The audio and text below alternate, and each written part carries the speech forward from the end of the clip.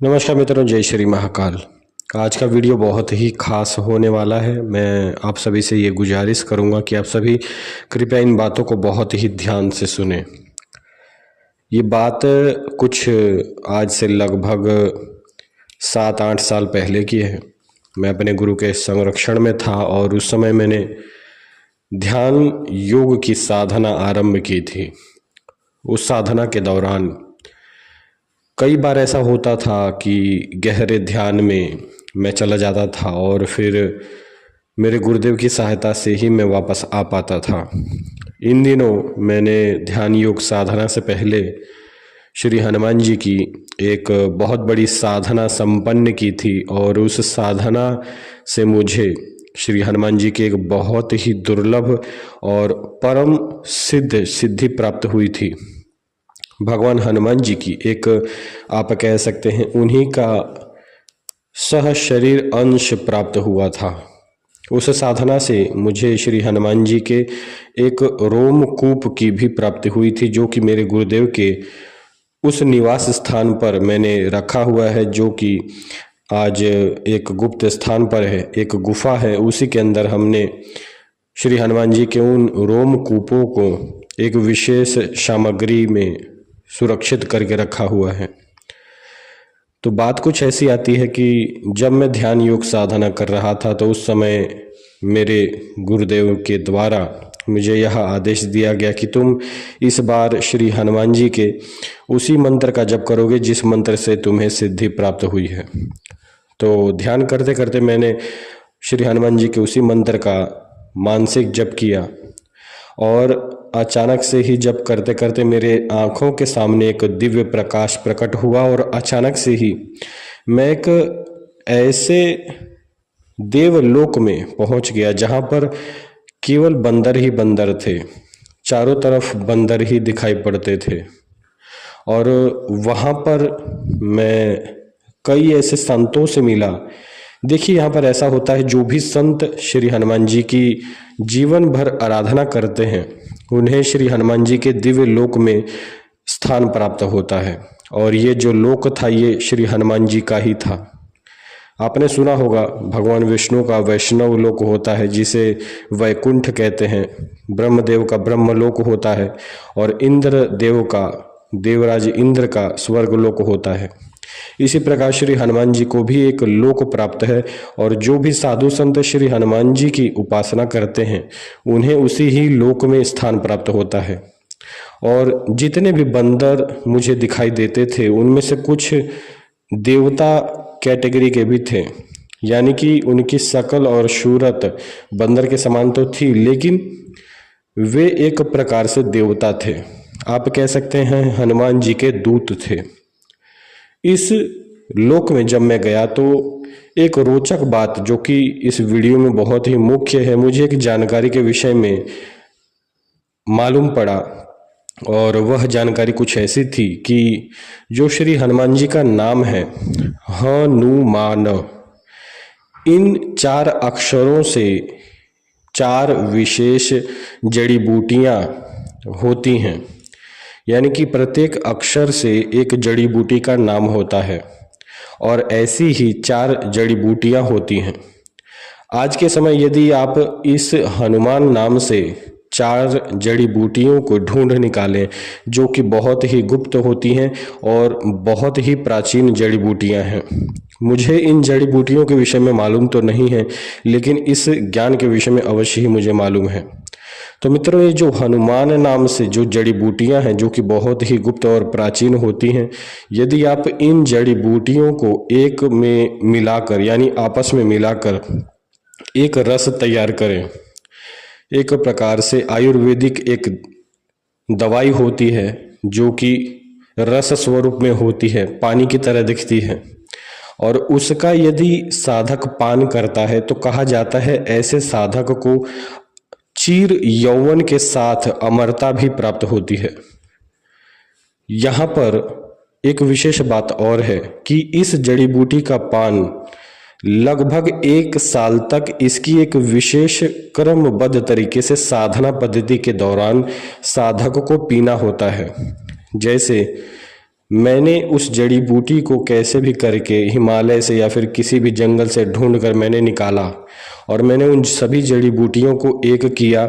इसके बाद मैं नित्य 365 दिन तक उस जड़ी बूटी का पान करता हूँ और श्री हनुमान जी के एक बहुत ही गुप्त और विशेष बीज मंत्र की मैं साधना करता हूँ। तो जो उस लोक में जिस संत से मुझे यह जानकारी प्राप्त हुई थी, जो कि हनुमान जी के एक दूत थे, उन्होंने मुझे उस समय बताया था, उस लोक में हनुमान जी के उस दिव्य लोक में उन्होंने मुझे यह जानकारी दी थी कि इस 365 दिन की यह जो साधना है, इसे जो संपन्न कर लेता है तो श्री हनुमान जी से जुड़ी हुई एक दिव्य शक्ति जो कि एक योगिनी है, उस महामाई के प्रत्यक्ष दर्शन साधक को होते हैं। और जब साधक उस दिव्य योगिनी के दर्शन करता है तो उस संत के द्वारा मुझे यह जानकारी दी गई कि वह योगिनी आपके शरीर में वास करती है और इसके बाद आपका शरीर पूर्ण चीर यौवन के साथ साथ आपका जो शरीर है वह अमर भी हो जाता है, यानी कि आप सदैव जवान रहेंगे और अमर रहेंगे। एक विशेष बात और है, इस जानकारी के विषय में मेरे गुरुदेव के पास एक ग्रंथ था। उस ग्रंथ में आपको संपूर्ण जानकारी मिलेगी, लेकिन जो विशेष जानकारी है, जो उन पूरी हनुमान नाम से जो जड़ी बूटियां बनती हैं, यह जो जानकारी जिस पेज पर लिखी हुई थी, जो कि एक संस्कृत मंत्र था, उस पेज को हमारे एक बहुत ही पुराने सिद्ध संत रहे हैं, जो कि कपालिक संत थे, जो कि कपाल पंथ से दीक्षित थे, उन्होंने क्या किया, इसे एक चेन वाइज कर दिया। जैसे कि आपने सुना होगा, किसी भी जानकारी को जब भी छुपाना होता है तो एक चेन की तरह कार्य किया जाता है। जैसे कि मैं अपना कार्य किसी अन्य व्यक्ति को दूंगा और वह किसी अन्य व्यक्ति को देगा, तो इसी प्रकार हमारे वह जो संत थे, जिनका नाम श्री रघुनाथ नाथ था, तो हमारे उन साधक ने, जो हमारे बहुत ही दिव्य सिद्ध संत थे, उन्होंने क्या किया कि उस पेज की जानकारी को, सर्वप्रथम तो उस पेज को फाड़ा जो कि एक विशेष ग्रंथ में था, और उसके बाद उन्होंने उस जानकारी को स्वयं याद किया और पूरी तरीके से अच्छे से याद करने के बाद उन्होंने उस पेज को जला दिया। अब यहाँ पर क्या हुआ कि जो हनुमान नाम से जो जानकारी थी, उन्होंने, जैसे कि हनुमान नाम जो होता है वह 4 अक्षरों से होता है, तो हमारे वह जो संत थे उन्होंने 4 विशेष साधना पद्धतियों को जागृत किया। जैसा कि मैंने अभी अभी आपको बताया था कि जो हनुमान जी की 365 दिन की साधना होती है, उसमें एक विशेष बीज मंत्र होता है। वह बीज मंत्र भी 4 अक्षरों वाला अलग अलग बीज मंत्र होता है। तो हमारे वह जो संत थे, जो कि कपालिक पंथ से दीक्षित थे, उन्होंने क्या किया, 4 प्रकार की विशेष सिद्ध साधक लोगों की परंपरा बनाई और प्रत्येक साधक को उन्होंने एक जड़ी बूटी की पूरी जानकारी और उस एक बीज मंत्र की जानकारी दी। इसी प्रकार उन्होंने 4 साधकों के समूह को खड़ा किया और प्रत्येक को एक एक बीज मंत्र और एक एक विशेष जड़ी बूटी जो है उसकी पूरी जानकारी दी। साथ ही साथ उन्होंने इन चारों को यह सिखाया कि आखिर इन चारों जड़ी बूटियों को एकत्रित करके आखिर कौन सी साधना करनी चाहिए, इस विषय में पूर्ण जानकारी दी। लेकिन अन्य जड़ी बूटी के विषय में किसी भी एक व्यक्ति को पूरी जानकारी नहीं दी, उन्होंने केवल एक व्यक्ति को एक ही जानकारी दी। और आज के समय में यह जो 4 साधक जन का समूह है, जो कि आज के समय में एक विशेष पंथ बन चुका है, यह जो साधक जन हैं ये भारत के अलग अलग कोने में फैले हुए हैं। ये चारों साधक जन कभी भी एक साथ एक समूह में नहीं होते। इन्हें इनके जो गुरु हैं, जो कि हमारे साधक थे, उन्होंने अपने समय में यह विशेष नियम बनाया था कि आप सभी जो ये चारों साधक थे, ये कभी भी आपस में एकत्रित नहीं हो सकते। केवल एक विशेष दिन होता है जिस दिन सभी कपालिक साधु संत एकत्रित होते हैं, और वह दिन भी एक साल में एक ही बार आता है। और जब भी ये चारों संप्रदाय एक साथ होते हैं तो कभी ये आपस में बात नहीं करते। मैंने अपने जीवन काल में इस जानकारी को एकत्रित करने की चेष्टा की थी, जिस कारणवश मेरे जो कुछ गुरु भाई हैं वह मेरे प्रति क्रोधित हो गए थे। उन्होंने सोचा कि मैं किसी गलत मंशा से इस जानकारी को एकत्रित करने की चेष्टा कर रहा हूँ। लेकिन मेरी जो इच्छा थी वह केवल इतनी थी कि मैं इस संपूर्ण जानकारी को दोबारा एक ग्रंथबद्ध करूं, एक ग्रंथ में इस संपूर्ण जानकारी को लिखूं। लेकिन मैं इस कार्य में सफल नहीं हो पाया और कारण केवल इतना ही था कि जिसके पास जानकारी थी वह देना नहीं चाहता था। तो मैं केवल आप सभी से यह कहना चाहता हूँ कि जो भी जड़ी बूटियों का जानकार हो वह व्यक्ति इस हनुमान नाम से जो भी जड़ी बूटियाँ होती हैं, जो कि मेरे गुरुओं के द्वारा यह बताया गया है कि बहुत ही प्राचीन जड़ी बूटियाँ हैं।